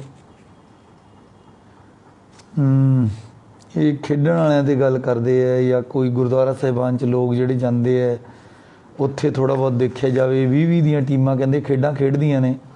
police is doing there job. ਮੈਂ ਹੋਰ CP ਸਾਹਿਬ ਨੂੰ ਰਿਕੁਐਸਟ ਕਰੂੰਗਾ ਕਿ ਅਗਰ ਕੋਈ ਸੰਡੇ ਨੂੰ ਇਸ ਤਰ੍ਹਾਂ ਖੇਡਣ ਮੈਚ ਕਰਨ ਨਿਕਲਦੇ ਆ ਤਾਂ ਨਾ ਅਲਾਓ ਕਰਨ। ਪੰਕਜ ਵਿਜ ਸਾਹਿਬ ਦਾ ਇੱਕ ਹੋਰ ਸਵਾਲ ਹੈ, ਇਹ ਕਹਿੰਦੇ ਆ ਵੀ ਬੈੱਡ ਅਵੇਲੇਬਲ ਨਹੀਂ, 100% ਲਾਕਡਾਊਨ ਇਜ਼ ਦਾ ਸੋਲਿਊਸ਼ਨ। ਅਤੇ ਹਸਪਤਾਲਾਂ ਨੂੰ ਅਤੇ ਸਾਰੀਆਂ ਸਰਕਾਰੀ ਬਿਲਡਿੰਗਾਂ ਨੂੰ ਸਾਰੇ ਜਿਹੜੇ ਹੈਗੇ ਹੈ, ਜਿਹੜੇ ਇਹ ਹਸਪਤਾਲਾਂ 'ਚ ਕਨਵਰਟ ਕਰ ਦਈਏ। ਇਹ ਕਈ ਲੋਕਾਂ ਨੂੰ ਇਹ ਹੈ, ਮੈਨੂੰ ਬਹੁਤ ਸਾਰੀਆਂ ਬਿਲਡਿੰਗਸ ਆਫਰ ਹੋ ਰਹੀਆਂ ਨੇ। ਮੈਂ ਤੁਹਾਨੂੰ ਇਹ ਕਲੀਅਰ ਕਰਨਾ ਚਾਹੁੰਦਾ, ਜਿਹੜਾ ਹਸਪਤਾਲ ਹੈ ਉਹਦੇ ਲਈ ਬਿਲਡਿੰਗਾਂ ਦੀ ਕੋਈ ਕਮੀ ਨਹੀਂ ਹੈ। ਹਸਪਤਾਲ ਦੀ ਜਿਹੜੀ ਸੋਲ ਹੈ, ਉਹਦੀ ਜਿਹੜੀ ਆਤਮਾ ਹੈ, ਜਿਹੜੀ ਸਭ ਤੋਂ ਵੱਡਾ ਕੰਸਟੇਂਟ ਹੈ, ਉਹ 2 ਚੀਜ਼ਾਂ ਦਾ ਹੈ। ਇੱਕ ਤਾਂ ਮੈਡੀਕਲ ਸਟਾਫ, ਮਤਲਬ ਡਾਕਟਰਸ ਨਰਸਿਸ। ਡਾਕਟਰ ਨਰਸਿਸ ਤਾਂ ਚਲੋ ਅਸੀਂ ਫਿਰ ਵੀ ਪ੍ਰਾਈਵੇਟ ਵਾਲੇ ਵੀ ਲੈ ਲਏ, ਹੋਰ ਵੀ ਲੈ ਲਏ। ਉਸ ਤੋਂ ਵੱਡੀ ਗੱਲ ਹੈ ਆਕਸੀਜਨ ਸਪਲਾਈ। ਮੰਨ ਲਓ ਅਸੀਂ ਕਿਤੇ 200 ਬੰਦੇ ਪਾ ਲਈਏ ਅਤੇ ਆਕਸੀਜਨ ਨਾ ਦੇ ਸਕੀਏ, ਜਿਵੇਂ ਕਿ ਬੱਤਰਾ ਹਸਪੀਟਲ 'ਚ ਹੋਇਆ ਦਿੱਲੀ 'ਚ, ਫਿਰ ਦੱਸੋ ਭਾਈ ਕੀ ਬਣੂਗਾ। ਬਿਲਡਿੰਗਸ ਦੀ ਕੋਈ ਕਮੀ ਨਹੀਂ, but we are going in a phased manner. ਜਿਵੇਂ ਜਿਵੇਂ ਬੈੱਡਾਂ ਦੀ ਲੋੜ ਪੈ ਰਹੀ ਹੈ, ਅਸੀਂ ਮੰਨ ਲਓ 20 ਥਾਂ 'ਤੇ ਖੰਡਾ ਕੇ ਬਹਿ ਜਾਈਏ, ਔਰ ਉਹੀ ਡਾਕਟਰਸ ਦੇ ਰਿਸੋਰਸਿਸ ਨੇ, ਫਿਰ ਉਹ ਤਾਂ ਆਪਟੀਮਲ ਯੂਟੀਲਾਈਜੇਸ਼ਨ ਨਾ ਹੋਈ। ਪਹਿਲਾਂ ਅਸੀਂ ਸਿਵਲ ਹਸਪੀਟਲ ਭਰਿਆ, 150 ਦੀ ਕਪੈਸਿਟੀ ਸੀ, 110 ਦੇ ਕਰੀਬ ਭਰ ਗਿਆ।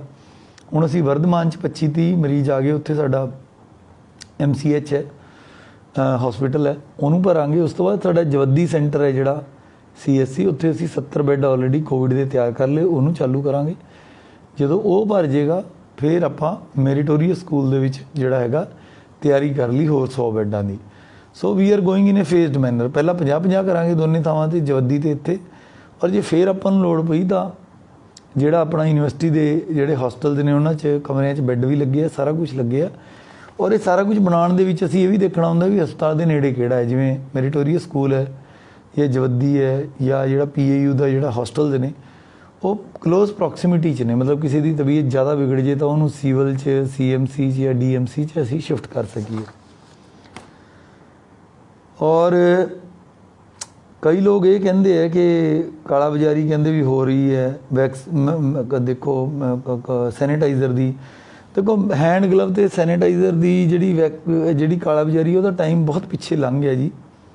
कालीए साहब पिछले साल जरूर ये गल्लां सीगीਆਂ ਹੁਣ ਤਾਂ ਜਿਹੜੇ ਬੰਦੇ ਅਲਕੋਹਲ ਦੀਆਂ ਫੈਕਟਰੀਆਂ ਵੀ ਸੀਗੀਆਂ ਉਹ ਵਿਹਲੇ ਬੈਠੇ ਸੀਗੇ ਉਹਨਾਂ ਨੇ ਚੱਕ ਕੇ ਉਹਨੂੰ ਸਾਰਾ ਕਨਵਰਟ ਕਰ ਲਿਆ ਇਹਦੇ 'ਚ। ਸੋ ਬਟ ਫਿਰ ਵੀ ਯੋਰ ਸੁਜੈਸ਼ਨ ਇਜ਼ ਗੁੱਡ। ਮੈਂ ਜਨਰਲ ਡਰੱਗ ਲਾਇਸੈਂਸਿੰਗ ਅਥਾਰਟੀ ਨੂੰ ਕਹੂੰਗਾ ਦੁਬਾਰਾ ਇਹਨੂੰ ਚੈੱਕ ਕਰਨ। ਇਸ ਵੇਲੇ ਜਿਹੜੀ ਕਿੱਲਤ ਹੈ ਉਹ ਹੈਗੀ ਹੈ ਆਕਸੀਜਨ ਦੀ। ਇਹ ਮੈਂ ਤੁਹਾਡੀ ਗੱਲ ਨਾਲ ਸਹਿਮਤ ਹੈ ਬਟ ਲੁਧਿਆਣੇ 'ਚ ਕੋਈ ਕਿੱਲਤ ਨਹੀਂ ਹੈ। ਦਿੱਲੀ ਵਗੈਰਾ ਹੋਰ ਥਾਵਾਂ 'ਤੇ ਹੋ ਸਕਦੀ ਹੈ ਜੋ ਅਸੀਂ TV 'ਚ ਦੇਖਦੇ ਹਾਂ बट फॉर्चुनेटली ਹੁਣ तक जो साडा पेशेंट लोड है ਜਾਂ ਸਾਡੀ ਸਰਕਾਰ ਜਿੰਨਾ ਕੁ ਐਫਰਟ ਕਰ ਰਹੀ ਹੈ कुछ ऑक्सीजन ਬਾਹਰੋਂ ਵੀ ਆ ਰਹੀ है। कुछ 2 प्लांट वेलटेक और ਜਿਹੜਾ वर्धमान स्पेशल स्टील्स है ਅੱਜ ਅਸੀਂ स्पेशल ਉਹਨਾਂ ਦਾ ਧੰਨਵਾਦ ਵੀ ਕਰਕੇ ਆਏ ਹਾਂ। लोकल ऑक्सीजन करके ਸਾਡੀ डिमांड पूरी ਹੋਈ ਜਾ ਰਹੀ है। सो इस करके ਉਹਦੀ ਕਾਲਾਬਾਜ਼ਾਰੀ ਦਾ ਤਾਂ ਨਾ ਬਤਾਊਗੀ। ਇਹ 'ਚ ਮੈਂ ਬੇਨਤੀ ਕਰਦਾ ਕੱਲ 2 ਧਾਰਮਿਕ ਸੰਸਥਾਵਾਂ ਨੇ ऑनलाइन पोस्ट ਪਾਈ कि ਅਸੀਂ ऑक्सीजन ਦਾ ਲੰਗਰ ਸ਼ੁਰੂ ਕਰ ਰਹੇ ਹਾਂ। ਦੇਖੋ ਲੰਗਰ ਹਰ ਚੀਜ਼ ਦਾ ਚੰਗਾ ਹੁੰਦਾ पर ਆਕਸੀਜਨ ਦਾ ਲੰਗਰ ਬਿਲਕੁਲ ਠੀਕ ਨਹੀਂ ਹੈ। ਪੰਜਾਬ ਸਰਕਾਰ ਦੀਆਂ ਔਰ ਮੈਡੀਕਲ ਫਰਟਰਨਿਟੀ ਦੀਆਂ ਹਦਾਇਤਾਂ ਨੇ ਜਿਵੇਂ ਸੈਲਫ ਮੈਡੀਕੇਸ਼ਨ ਗਲਤ ਹੈ ਉਸ ਤਰ੍ਹਾਂ ਹੀ ਸੈਲਫ ਆਕਸੀਜਨੇਸ਼ਨ ਗਲਤ ਹੈ। ਅਗਰ ਕੋਈ ਬੰਦੇ ਦਾ ਸਾਹ ਉਖੜ ਰਿਹਾ ਹੈ ਉਹਦੀ ਆਕਸੀਜਨ ਮੇਨਟੇਨ ਨਹੀਂ ਹੋ ਰਹੀ ਉਹਨੂੰ ਸਿਲੰਡਰ ਘਰੇ ਲਗਾਉਣਾ ਬਿਲਕੁਲ ਖਤਰਨਾਕ ਹੈ। ਉਹਦੀ ਹਾਲਤ ਕਦੇ ਵੀ ਖਰਾਬ ਹੋ ਸਕਦੀ ਹੈ। ਉਹਨੂੰ ਨੇੜੇ ਦੇ ਹਸਪਤਾਲ ਆਉਣਾ ਚਾਹੀਦਾ ਹੈ। ਮੇਰਾ ਚੈਲੰਜ ਹੈ ਨੈੱਟ 'ਤੇ ਚੈੱਕ ਕਰਕੇ ਆਓ ਦਾਖਲਾ ਮਿਲੂਗਾ। ਨਹੀਂ ਮਿਲਦਾ ਮੰਨ ਲਓ ਤੁਹਾਨੂੰ ਕਿਤੇ ਨਹੀਂ ਮਿਲਿਆ ਸਿਵਲ ਤਾਂ ਵਰਧਮਾਨ ਤਾਂ ਤੁਹਾਨੂੰ ਮਨਾ ਨਹੀਂ ਨਾ ਕਰਦੇ। ਇੱਕ ਵਾਰੀ ਦਾਖਲ ਹੋ ਜਾਓ ਉੱਥੇ ਅਸੀਂ ਆਕਸੀਜਨ ਤੁਹਾਨੂੰ ਆਫਰ ਕਰਾਂਗੇ। ਫਿਰ ਤੁਹਾਨੂੰ ਲੱਗਦਾ ਵੀ ਤੁਹਾਡੀ ਤਬੀਅਤ ਜ਼ਿਆਦਾ ਵਿਗੜ ਰਹੀ ਹੈ ਤੁਹਾਨੂੰ ਕਿਸੇ ਪ੍ਰਾਈਵੇਟ 'ਚ ਬੈੱਡ ਮਿਲਦਾ ਦੁਬਾਰਾ ਸ਼ਿਫਟ ਕਰ ਦਾਂਗੇ। ਸੋ ਇਹ ਜਿਹੜੀਆਂ ਗੱਲਾਂ ਕਿਸੇ ਦੂਜੇ ਸ਼ਹਿਰਾਂ ਦਾ ਮੈਂ ਨਾਮ ਨਹੀਂ ਲੈਣਾ ਚਾਹੁੰਦਾ ਵੀ ਓਪਨ ਗਲੀਆਂ ਦੇ ਵਿੱਚ ਲੋਕ ਬੈਠੇ ਹੈ ਆਕਸੀਜਨ ਦਾ ਲੰਗਰ ਚੱਲ ਰਿਹਾ ਕੁਰਸੀਆਂ 'ਤੇ ਬੈਠੇ ਹੈ ਆਕਸੀਜਨ ਲੈ ਰਹੇ ਹੈ that is not ideal situation. ਇਹਦਾ ਇੱਕ ਮਾਨਵਤਾ ਦੇ ਅਗੇਂਸਟ ਗੱਲ ਹੈ ਵੀ ਉਹ ਬੰਦਿਆਂ ਨੂੰ ਜਿਹੜੇ ਨੂੰ ਬੈੱਡ 'ਚ ਪਿਆ ਹੋਣਾ ਚਾਹੀਦਾ ਸੀ ਬਿਮਾਰਾਂ ਨੂੰ ਉਹ ਮਜਬੂਰ ਨੇ ਕਿ ਵੀ ਕਾਰਾਂ 'ਚ ਬੈਠ ਕੇ ਆਕਸੀਜਨ ਲੈ ਰਹੇ ਹਾਂ। ਕਿ ਆਪਾਂ ਆਪਣੇ ਸ਼ਹਿਰ ਦੀ ਉਹ ਹਾਲਤ ਕਰਨਾ ਚਾਹੁੰਦੇ ਹਾਂ। ਜੇ ਇਸ ਤਰ੍ਹਾਂ ਦੇ ਪ੍ਰੋਗਰਾਮ ਲੋਕਾਂ ਨੇ ਸ਼ੁਰੂ ਕਰਤੇ ਜੇ ਮੰਨ ਲਓ ਸਾਡੇ ਸ਼ਹਿਰ ਦਾ 1000 ਸਿਲੰਡਰ ਵੀ ਇਸ ਕੰਮ 'ਚ ਲੱਗ ਗਿਆ ਆ ਜਿਹੜੀ ਸੋ ਕਾਲਡ ਸੇਵਾ ਹੈ ਸਾਡੇ ਕੋਲ ਕੁੱਲ ਹੀ 3600 ਦੇ ਕਰੀਬ ਸਿਲੰਡਰ ਸਰਕੂਲੇਸ਼ਨ 'ਚ ਔਰ 3600 ਦਾ ਹੀ ਰੋਜ਼ ਲੱਗਦਾ ਹੈ ਰੋਜ਼ ਭਰਦਾ 1800 ਸਵੇਰ ਸਪਲਾਈ ਕਰਦੇ ਹਾਂ ਭਰਦਾ ਫਿਰ 1800 ਫਿਰ ਸ਼ਾਮ ਨੂੰ ਕਰਦੇ ਹਾਂ। ਜੇ ਚੋਂ 500 1000 ਸਿਲੰਡਰ ਇੱਧਰ ਉੱਧਰ ਸੇਵਾ ਦੇ ਨਾਮ 'ਤੇ ਤੁਸੀਂ ਕੱਢ ਲਿਆ ਜਿਹੜੇ ਅਸਲ ਬੰਦੇ ਹਸਪਤਾਲ 'ਚ ਪਏ ਆ ਉਹਨਾਂ ਨੂੰ ਆਕਸੀਜਨ ਦੇ ਸਿਲੰਡਰ ਕਿੱਥੋਂ ਮਿਲਣਗੇ ਤੁਸੀਂ ਮੈਨੂੰ ਗੱਲ ਦਾ ਜਵਾਬ ਦਿਓ। ਇੱਕ ਆਪਣੇ ਲੋਕਾਂ 'ਚ ਹੋਰਡਿੰਗ ਇਹਨੂੰ ਅੰਗਰੇਜ਼ੀ ਦਾ ਸ਼ਬਦ ਹੈ ਜਿਹਨੂੰ ਸੰਚੇ ਕਰਨ ਦੀ ਹਿੰਦੀ 'ਚ ਕਹਿੰਦੇ ਆ ਜਾਂ ਇੱਕ ਇਕੱਠਾ ਕਰਕੇ ਰੱਖਣ ਦੀ ਇੱਕ ਬੜੀ ਪ੍ਰਵਿਰਤੀ ਹੈ। ਜੇ ਕਿਸੇ ਬੰਦੇ ਨੇ ਘਰੇ ਆਕਸੀਜਨੇਸ਼ਨ ਦਾ ਸਿਲੰਡਰ ਲੈ ਗਿਆ ਇੱਕ ਤਾਂ ਉਹ ਮਰੀਜ਼ ਦਾ ਖਤਰਾ ਵੀ ਰਾਤ ਨੂੰ ਕੋਈ ਪਤਾ ਨਹੀਂ ਕਦੋਂ ਡਿੱਗ ਪਵੇ ਕਿਉਂਕਿ ਡਾਕਟਰ ਦੇ ਅੰਡਰ ਕੇਅਰ ਨਹੀਂ ਹੈਗਾ। ਦੂਜੀ ਇਹ ਗੱਲ ਉਹ ਸਿਲੰਡਰ ਮੰਨ ਲਓ 10 ਦਿਨ ਘਰੇ ਪਿਆ ਰਹਿ ਗਿਆ ਇੰਨੀ ਦੇਰ ਨੂੰ ਤਾਂ 10 ਦਿਨ 'ਚ ਉਹਨੇ 10 ਵਾਰੀ ਘੁੰਮ ਕੇ 10 ਮਰੀਜ਼ਾਂ ਦੀ ਜਾਨ ਬਚਾ ਦੇਣੀ ਸੀ। ਜਿੱਦਾਂ ਪੁਰਾਣੇ ਜ਼ਮਾਨੇ 'ਚ ਲੋਕ ਸਿੱਕੇ ਕੁੱਜਿਆਂ 'ਚ ਪਾ ਕੇ ਬੰਦ ਕਰਕੇ ਰੱਖ ਦਿੰਦੇ ਫਿਰ ਉਹ ਮਨੀ ਸਰਕੂਲੇਸ਼ਨ 'ਚ ਨਹੀਂ ਸੀ ਆਉਂਦਾ ਦੇਸ਼ ਦੀ ਅਰਥਚਾਰਾ ਨਹੀਂ ਸੀ ਵੱਧਦਾ ਫਿਰ ਬੈਂਕ ਸ਼ੁਰੂ ਕੀਤੇ ਗਏ। ਆ ਜਿਹੜੇ ਕਾਮਨ ਪੂਲ ਹੈ ਸਿਲੰਡਰ ਦਾ ਜਿਹੜੀ ਐਡਮਿਨਿਸਟ੍ਰੇਸ਼ਨ ਘੁਮਾ ਰਹੀ ਹੈ ਸਿਲੰਡਰਾਂ ਨੂੰ ਸਾਰੇ ਇਕੱਠੇ ਕਰ ਕਰਕੇ ਇੰਡਸਟਰੀ ਤੋਂ ਜਾਂ ਅਦਰਵਾਈਜ਼ ਇਹ ਸਾਰਾ ਤੁਹਾਡਾ ਬੈਂਕ ਹੈ। ਇਹ ਸਾਰੇ ਘੁੰਮ ਰਹੇ ਹੈ ਤੁਹਾਡੇ ਜਿੰਨੇ ਮਰੀਜ਼ ਹਸਪਤਾਲਾਂ 'ਚ ਦਾਖਲ ਨੇ ਇਹ ਸਾਈਕਲ ਬਣਿਆ ਹੋਇਆ ਅਸੀਂ ਰੋਜ਼ ਭਰਦੇ ਹਾਂ ਭੇਜਦੇ ਹਾਂ। ਤੁਸੀਂ ਦੱਸੋ ਆਪਣੇ ਕਿਸੇ ਹਸਪੀਟਲ 'ਚ ਦੇਖੋ ਪਰਮਾਤਮਾ ਦੇ ਹੱਥ ਹੈ ਜੂਨ ਮੌਤ ਸਾਰਾ ਉਹਦੇ ਹੱਥ ਹੈਗਾ ਜਿੰਨੇ ਸਵਾਸ ਦਿੱਤੇ ਆ ਪਰਮਾਤਮਾ ਦੇਣੇ ਬਟ ਅੱਜ ਤੱਕ ਤੁਸੀਂ ਦੱਸੋ ਵੀ ਲੁਧਿਆਣੇ 'ਚ ਕੋਈ ਇਸ ਤਰ੍ਹਾਂ ਹੋਇਆ ਵੀ ਆਕਸੀਜਨ ਨਾ ਮਿਲਣ ਕਰਕੇ ਕਿਸੇ ਦੀ ਜਾਨ ਗਈ ਹੋਵੇ। ਪਰਮਾਤਮਾ ਨਾ ਕਰੇ ਐਸਾ ਹੋਵੇ। ਮਤਲਬ ਜੇ ਇਸ ਤਰ੍ਹਾਂ ਦੇ ਕੰਮ ਕਰਕੇ ਵੀ ਇਸ ਤਰ੍ਹਾਂ ਦਾ out of that way NGO ਕੋਈ ਕੱਢੇ ਜਾਂ ਕੋਈ ਧਾਰਮਿਕ ਸੰਸਥਾ ਕੱਢੇ ਔਰ ਇਹ ਕਲੇਮ ਕਰੇ ਵੀ ਅਸੀਂ ਇਸ ਚੀਜ਼ ਦਾ ਕਰਨਾ it is not a good practice. ਜਦ ਤੱਕ ਸਾਡਾ ਸਿਸਟਮ ਇਹ ਅਲਾਓ ਕਰਦਾ ਹੈ ਅਸੀਂ ਆਪਦੇ ਪੇਸ਼ੈਂਟਸ ਨੂੰ ਬੈੱਡ ਦਈਏ ਹਸਪਤਾਲ ਦੀ ਛੱਤ ਉਹਦੇ ਸਿਰ 'ਤੇ ਹੋਵੇ ਉਹਨੂੰ ਆਕਸੀਜਨ ਦੀ ਲੋੜ ਹੈ ਅੰਡਰ ਡਾਕਟਰ ਜਾਂ ਨਰਸ ਦੀ ਸੁਪਰਵਿਜ਼ਨ ਉਹਦੀ ਆਕਸੀਜਨ ਲੱਗੇ ਔਰ ਸਿਰਫ ਰੀਸੋ ਰੀਸੀ ਵੀ ਦੂਜੇ ਸਟੇਟ ਨੇ ਕਰ ਲਿਆ ਵੀ ਇਹ ਫੈਡ ਹੈ ਫੈਸ਼ਨ ਹੈ ਆਪਾਂ ਵੀ ਕਰਨ ਲੱਗ ਜਾਈਏ it is not a good trend. ਉਸ ਸਟੇਟਾਂ ਜਿਹੜਿਆਂ 'ਚ ਹੋ ਰਿਹਾ ਉੱਥੇ ਤਾਂ ਬਿਲਕੁਲ ਹੀ ਸਿਸਟਮ ਟੁੱਟ ਗਿਆ। ਹਸਪਤਾਲ ਮਰੀਜ਼ਾਂ ਦੇ ਰਿਸ਼ਤੇਦਾਰ ਕੰਧਿਆਂ 'ਤੇ ਰੱਖ ਕੇ ਸਿਲੰਡਰ ਆਕਸੀਜਨ ਫੈਕਟਰੀਆਂ ਦੇ ਬਾਹਰ ਤੁਰੇ ਫਿਰਦੇ ਨੇ। ਤੁਸੀਂ ਦੱਸੋ ਲੁਧਿਆਣੇ 'ਚ ਇੱਦਾਂ ਹੈਗਾ? ਕਿਰਪਾ ਕਰਕੇ ਇਸ ਤਰ੍ਹਾਂ ਦੀ ਕਾਰਵਾਈ ਨਾ ਕਰੋ। ਜੇ ਇੱਦਾਂ ਆਪਾਂ ਕਰਨ ਲੱਗ ਗਏ ਨਾ ਪੂਰਾ ਸਿਸਟਮ ਟੁੱਟ ਜੂਗਾ ਘਰਾਂ 'ਚ ਸਿਲੰਡਰ ਚਲੇ ਜਾਣਗੇ ਜਿਹੜੇ ਅਸਲ ਬੰਦਿਆਂ ਨੂੰ ਲੋੜ ਹੈ ਹਸਪਤਾਲਾਂ 'ਚ ਲੋਕਾਂ ਨੂੰ ਕਮੀ ਆ ਜਾਊਗੀ ਔਰ ਅਸੀਂ ਅਲਾਓ ਨਹੀਂ ਕਰਾਂਗੇ। ਇਹਦੇ ਲਈ ਸਖਤੀ ਵੀ ਕਰ ਰਹੇ ਹਾਂ। ਇੱਕ ਵੀ ਸਿਲੰਡਰ ਲੁਧਿਆਣੇ ਦਾ ਬਾਹਰ ਨਹੀਂ ਜਾ ਰਿਹਾ। ਪੁਲਿਸ ਵੀ ਦਿਨ ਰਾਤ ਤਤਪਰ ਹੈ ਐਕਸਾਈਜ਼ ਮਹਿਕਮੇ ਨੂੰ ਵੀ ਲਾਇਆ ਹੋਇਆ ਗਲਾਡਾ ਵੀ ਪੂਰਾ ਲੱਗਿਆ ਹੋਇਆ साडे ADC general, ADC development, deputy director local government, 2-3 SDM समराले नूं भी असीं इस काम चलाया, SDM जगराओं नूं भी कल्ले मतलब अखीरले 3-4 मिनट मैं कल्ली ऑक्सीजन ते बोलिया। इस गल ते लाए होए ने भी कोई इहनूं इधर उधर ना धर ले। अजे भी मैनूं पता कईयां ने झकानी दे के धरे होए ने, पर उस लैवल तक नहीं। पर जे आपां लंगर लुंगर ये लाउण लग गए तो ये मेन स्ट्रीम नुकसान होऊगा। तुसीं तो चंगा समझ के कर रहे होंगे। सो अगर इस तरह का मीडिया 'च कोई पोस्ट करता है, पंजाब सरकार की एक चिट्ठी भी मैं सारिਆਂ नाल शेयर की है, मैं DPRO साहब नूं भी दूंगा कि खुद ऑक्सीजनेशन करना या इस तरह लोगों को प्रोत्साहित करना ये अनसाइंटिफिक है और मैडिकल साइंस के विरुद्ध है। सो मैं सारा तुहाडा अखीर 'च धन्नवाद करदा। ये काफ़ी अज लंबा चल गया। अखीर 'च एक सवाल आया भी कपूर हस्पताल नूं बना लो जी, दोबारा तो चला लो। देखो बिल्डिंग्स की साडे कोल कमी नहीं, बिल्डिंग्स तो नवीं नकोर पईयां ने। कपूर हस्पताल तो कदों का अनसेफ हो गई सी बिल्डिंग, लोगों के मनां 'च है काफ़ी पुरानी बिल्डिंग अंदर जंगल उग्या खड़िया, उहदे नाल तो नवीं बिल्डिंग अपने कोल पईयां ने। पर अजे जदों वो भर जाएगी, वो हालत आएगी, पहला जवद्दी वर्धमान भर गए, फिर असी शुरू करांगे जिवें मैरीटोरीअस, फिर जाके नौबत आऊगी, फिर असी PIU दे विच जावांगे, फिर कुलार हस्पताल साडे कोल पिया। सो बिल्डिंगां की कमी नहीं। जे किसी ने कॉन्ट्रीब्यूट करना है तो सानूं ऑक्सीजन कॉन्सनट्रेटर्स की लोड़ है, जो कोई खाली सिलेंडर किसी को पे है वो सानूं दिओ। इस तरह दी चीज़ों की लोड़ है। इट्टां गारां पत्थरां की बणियां बिल्डिंगां की कोई कमी नहीं हैगी पहले ही। या कोई वलंटीयर करना चाहता है, रिटायर्ड डॉक्टर है, कोई इंटर्न ने, कोई नवे सिखे हुए बच्चे ने, किसी ने मैडिकल कोर्स किया है, साडे कोल इन्हां चीज़ों की कमी है। जो कोई तनख्वाह लैके भी काम करना चाहता है, सिविल हस्पताल 'च आके दसो सानूं, जिथे जिथे लोड़ है उन्होंने जरूर असी भर्ती करके उत्थे सेंटर शुरू कर लांगे। धन्नवाद। मैं सारियां गल्लां तुहानूं खोल के दसियां ने, क्योंकि जिवें मैं तुहानूं एग्जाम्पल पहलां दित्ती सी भी जदों कोई जहाज़ या कोई समुद्री जहाज़ भी चलता है, जिहड़ा उहनूं चलाउण वाला चालक हैगा, वो सारा कुछ शेयर करता रहिंदा। मैं मन खोल के सारा कुछ तुहाडे नाल शेयर कर लैंदा हैगा। पर तुसीं बड़े समझदार हो, सूझवान हो, सब तो सियाणे सुघड़ सियाणे लोगों की नगरी है, तां ही सब तो अगे है इकनॉमिक्स दे विच तुसीं। और आपां इहनूं समझांगे, और मैनूं पूरी उम्मीद है भी 2 हफ्तिਆਂ 'ਚ असीं इस तो बाहर आ जाएंगे, तो फिर उस तो बाद तुहाडा व्यापार वधू फुल्लूगा। थोड़ा धीरज रखिए आपां। Thank you.